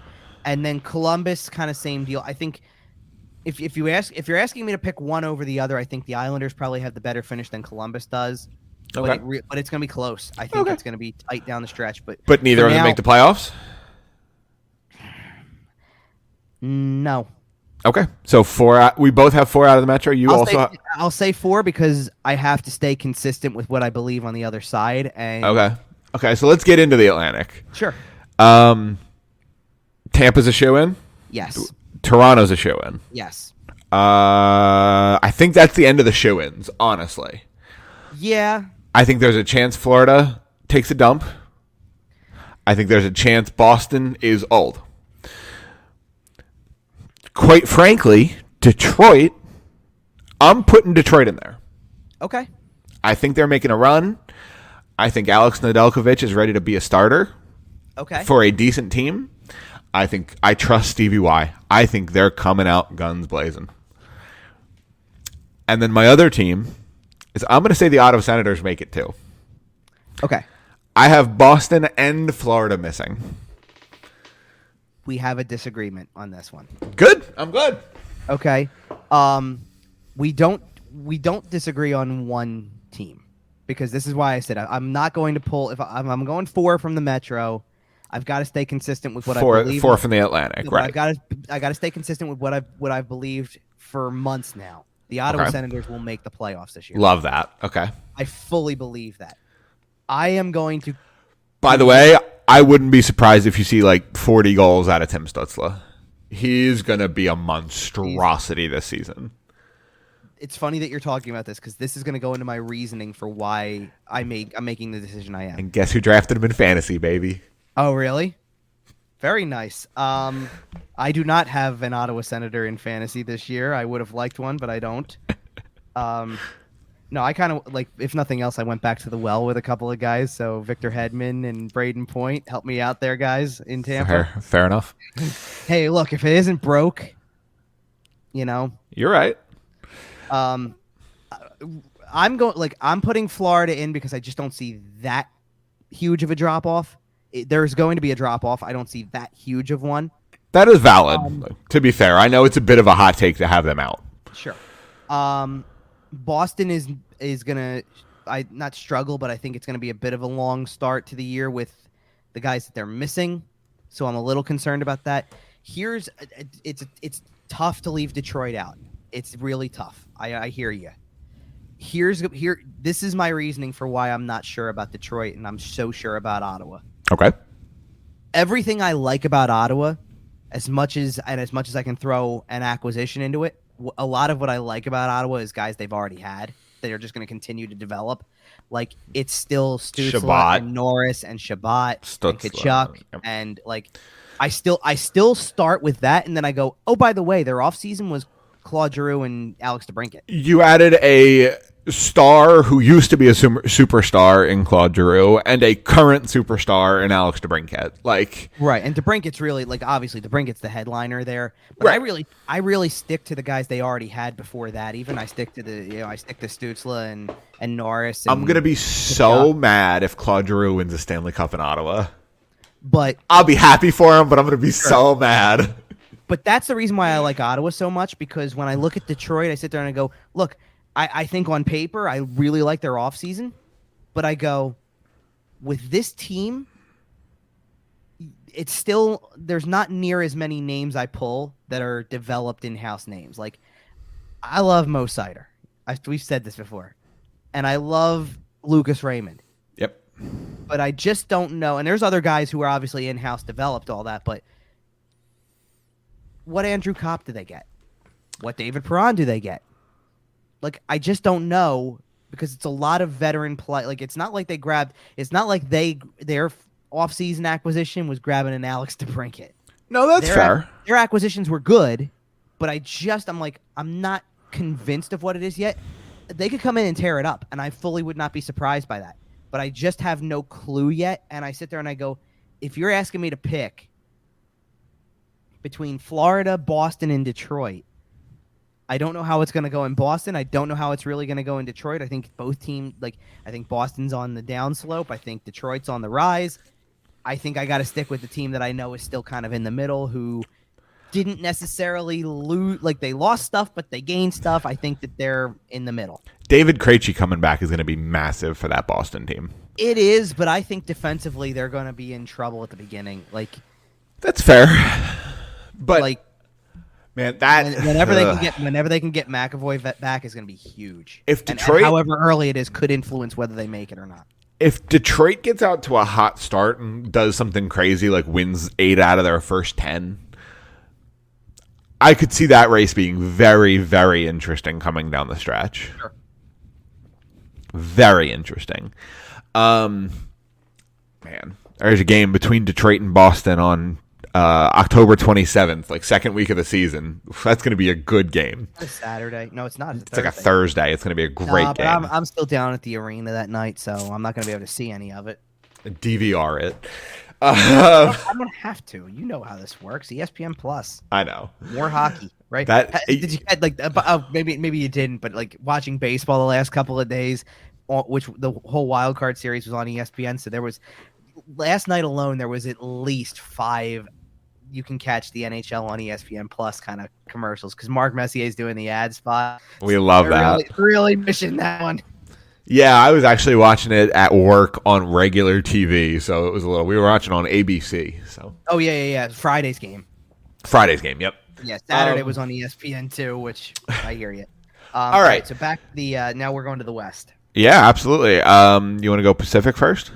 Sure, we can do Pacific first. Let me go find Pacific here. Yeah. This one's interesting to me. Yeah, this is. Okay, so here's the funny because I'm going to get asked. I have 2 locks. Well, let's put it this way. At some point, I'm going to get asked and pushed further. It might be in 5 minutes for all I know, but I'm going to get pushed further. I have a really hard time with the West. I agree. So I think part of the reason you have 2 locks in the Pacific. 2 locks, and then I think there's. Right, I think it's pretty wide open for everybody else. I see where you're going already, so I can level with that. Yeah. The Battle of Alberta is my locks. Calgary and Edmonton are going to make the playoffs. Absolutely. I think LA makes the playoffs. I think that's fair. I think Vegas makes the playoffs. Okay. I think Anaheim makes the playoffs. Ooh, all right. I'm going 5 out of the Pacific. Okay, so let me do. Let's wipe out the 2 locks right away. Yep. So Calgary and Edmonton, yes, are making the playoffs. I'm also going to try to do process of elimination another way. So let's wipe out San Jose right away because I don't think they're making it. No. No, and I think that last playoff spot comes down to Anaheim and Vancouver, by the way. Vancouver's a really tough one for me because Vancouver for me because it felt like Vancouver was playing really hard following the coaching change and trying to make this improbable rally to get into the playoffs last year, and it came up just short. I think that I don't know if they have not the same level of talent. It's just Calgary's changed a lot and still is good. Right. And Edmonton's going to still obviously do what they do because of the 2 guys they have up front, obviously. Right. I can't see LA making the playoffs and making noise like they did. Really? Just to no. Okay. Last year, just to not do it this year. Okay, I was gonna say that team had a lot of. I can't see them dropping off like after last year. I can't see them making noise and then being out of the playoffs. I think they're more likely to win the division than miss the playoffs, and I don't think they're gonna win the division. But I think they're more likely to go that way, in my opinion. I got to imagine we can agree on the Pacific winner, right? I don't know. Honestly, it's pretty open. I think it's probably Calgary. That's what I'm thinking. I would pick Calgary today. Would you really be surprised if Edmonton won it, though? No, it's the only other team I can see challenging for it, though, which makes a difference. That's fair. I think Calgary and Calgary. I saw a play the other day on a highlight reel. Did you see what Jonathan Huberdeau did? I did not. I'll have to go look at it. Go look up what Jonathan Huberdeau did. Okay. I think it was a 3-on-1 or something like that. And they went all-star game on this stuff. I mean, it was ridiculous. And not to mention, little update from their offseason, because remember how I said, the trade looks good, but they got to re-sign. They signed Mackenzie Weegar. And Huberdeau was already done. They got Weegar done too. Ding, so ding, ding. Geez, that's a W. What an offseason that Brad they had. Brad Treliving, yeah. Killed it. Absolutely killed it, making lemonade out of lemons. All right, so you got Calgary in, you got Edmonton in, you got LA in. You doing anything else in the Pacific? Yes, I'm just trying to figure out who. Okay. Because I'm having trouble with this. Because you know what? I'm gonna go.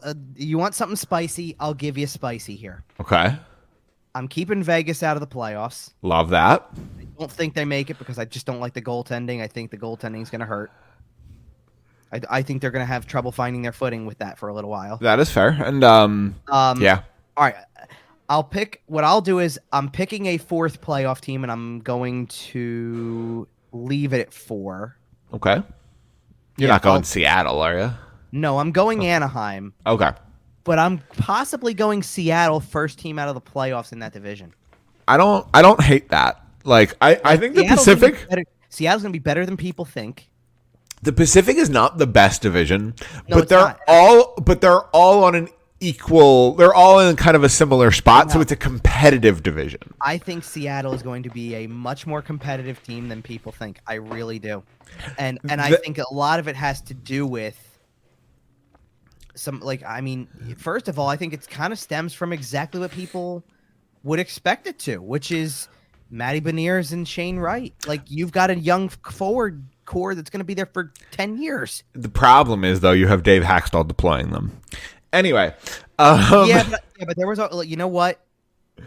There was, if they struggle enough where they don't make the playoffs, but they're that kind of team that's, like, close but not there. There was already questions about him last offseason. Oh, no. I think that if they realize how much talent they have and that they're losing games because guys aren't being pushed to the full potential here, like, they but they didn't have, like, they didn't let Matty Beniers play from day one. They brought him up after the college season. They let him go through another year of that and then brought him up, right? I think Shane Wright's probably coming straight in. Yeah, but so in other words, now that the training wheels are off, it's like I think it was almost impossible to see them not bringing Haxtell back when that's your choice for the coach from day one of the franchise. Right. Like, I think it's very hard to go with, hey, we picked this guy for year one and now we're changing it up that quickly. You got to give him 2. Right. It sets a bad precedent. If they push, now that they've got youth, they push and then they don't make it. Especially if he makes some questionable decisions. Like, I remember that challenge against Nashville in his second or third game here. And listen, I think here's the thing. I think all that goes out the window if certain players get hurt, and that's why they're not good. Sure, and if he gets the excuses, then that changes everything. Right, he's gonna get a pass. Okay, so you have 4 out of the Pacific, so you're gonna get 4 out of the Central as well. Okay. Yeah. All right. So let's both do the easy one right away. Colorado's making the playoffs. Yes, absolutely. And quite frankly, that's the end of the lock list. Now, I think there's a few more certainties of that group. I think Minnesota is pretty close. I have Minnesota in. Okay. I don't know about you. I think now that the whole Kaprizov thing is figured out, I think that matters. Yeah. Right. I think the fact that he is here and playing, they're in the playoffs. I'm not. Marc-Andre Fleury, Kirill Kaprizov, we're done here. Matt Dumba, good night. My last spot is tough though, so I don't think Winnipeg. Wait, you only gave 2 so far, right? Or did you get 5? Yeah, I gave 5 in the the Pacific. Right. You said Yes, sir. Nashville or Anaheim, Calgary, Edmonton, LA, and Vegas. Oh, right. Okay, you had Vegas in. I had Vegas in, so I only have one more spot here. Colorado, Minnesota, and. So I'm going to go process of elimination here. Arizona's not making it. Chicago's not making it. Winnipeg's probably not making it. Okay. Good. Let's get that out of the way. And I say probably because I could see a world where they make it. Connor Hellebuck is the top 5 goalie in the world. I wouldn't be surprised. So I'm between St. Louis, Nashville, and Dallas for that last spot. And I feel like that's what the Central Division has just been over the last 5 years. This is the battle. Sure. This year, with Jake Ottinger, I think Dallas takes it.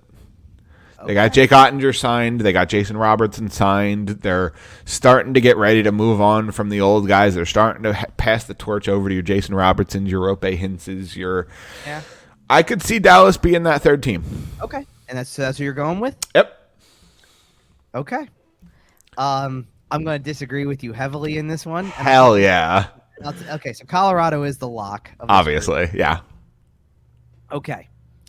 I agree with you that it's easy process of elimination to knock Arizona, Chicago, probably Winnipeg. Winnipeg, I'm like 95% sure they're not making it. Right. Again, neither one of us would be surprised. They're talented enough. So I'm doing the same thing you are. I'm looking at 3 playoff spots. and I have 4 teams left. And I'm already So you do have 2 spots though. I only had 1. right. Well, yeah, but I hear you. So I'm gonna kind of go completely out of left field on you. Because let's start with this. I'm right there with you on Dallas. I think Dallas has a lot of potential here. There's a lot to like about their team. I don't think they're a lock by any stretch. I don't think that I think that they could even be that first team out. Okay. And when I say first team out now, I'm not talking Seattle first team out, like first team out in the Pacific. I mean first team that doesn't make the wild card. Right. But I do think their goaltending. Shout out if we're playing fantasy shout outs here. Shout out Jake Ottinger. Okay, fair enough. That's a good one. I would really like it if they made the playoffs in that sense, because it would mean that Ottinger continued what he started, and he was fun to watch last playoff. I think we need that in the playoffs again. You have Minnesota in there as your other choice. I'm very surprised. I can't leave St. Louis out. Oh, I can. I can't. I'm still not a Jordan Binnington believer. That's fine. I believe in a lot of the other pieces on the team, though. That's fair. I won't be surprised. And St. Louis is one of those franchises that just always makes the playoffs somehow. Sure. So, again, I won't be surprised if they're in. If that Central Division is pretty wide open, and like I said, we kind of have 3 or 4 teams going for 2 spots or whatever. Right. Like Colorado's going to absolutely wipe the floor with this division, and then everybody else is like... I also think, by the way, there's a pretty good chance somebody sneaks into the playoffs out west with like 92 points.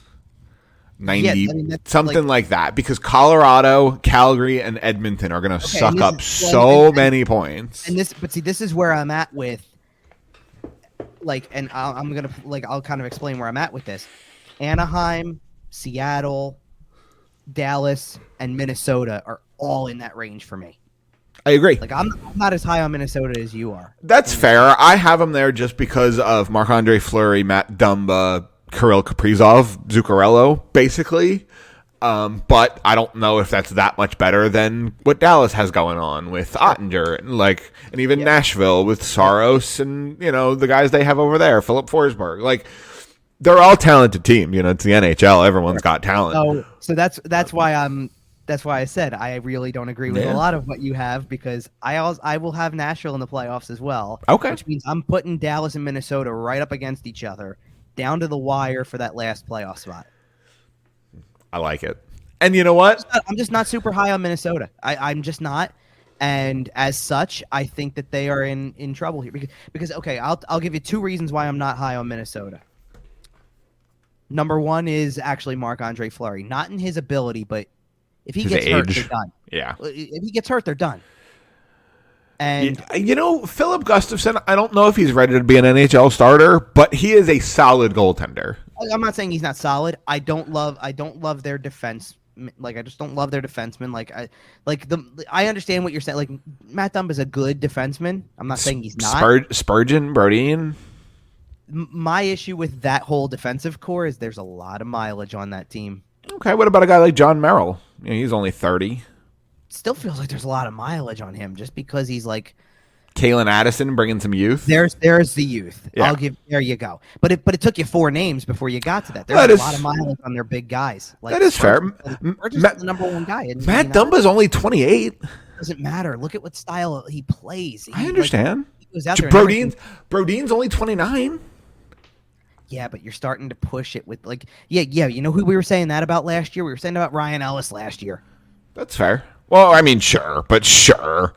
So, to me, Dumba plays a Ryan Ellis kind of game. It is predicated on blocking shots. And man, I feel even better about my Minnesota pick. I didn't know they picked up Sam Steele. Yeah, that was a little bit of a fun one. Yeah, that's cute. I like that a lot. I don't know. All right. Not being referred to as cute before, but all right. The move. Yeah, but we're here apparently. Hey, listen. So Sonny Milano was released from his PTO with Calgary. If he signs in Minnesota, come on. Sure. Okay. Here's really what it is. Kaprizov carried the team last year. Him and Zuccarello were ridiculous together. If him and Jordan Greenway and Joel Erikssonek and Matt Boldy all kind of start to put it together, I understand where you're coming from with this. You know what I don't expect this year? I don't expect anything remotely close to what Ryan Hartman gave him last year. What if he does, though? What if he just proves he is that guy? Great. I'll eat the words, but I just don't expect him to be that player this year. I think I've told this story on the podcast before, but I don't really care. Ryan Hartman. Obviously, we know him here as the guy who was traded for Wayne, the guy who we got for Wayne Simmons. I've told you the story about his first game in Philadelphia, right? Yeah, because it was the Buffalo game. Something like that. His first shift. My significant other and I were talking about it before the game, and she goes, he better fight somebody his first shift. And he comes out, his first shift, he jumped over the boards, he runs somebody over and gets in a fight immediately. And I just looked at her and I said, okay. And she goes, all right. Yeah. There you go. And here we are. And here's Ryan Hartman. And he was fine as a player. You know, he was whatever. I wasn't that upset when they released him. No, it wasn't that bad.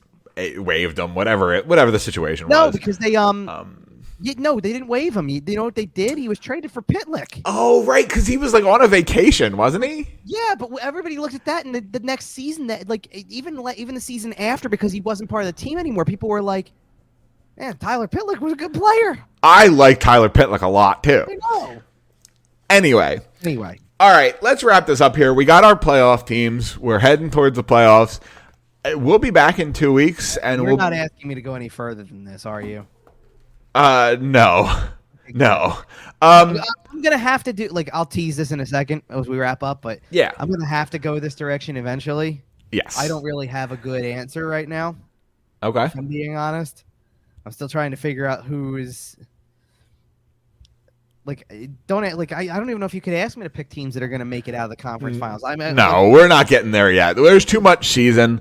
You know what? Maybe we'll talk about that on the next show because here's the problem. We're doing this Sunday morning. By Monday night, I'm going to have to, and you'll find out why. Oh, okay.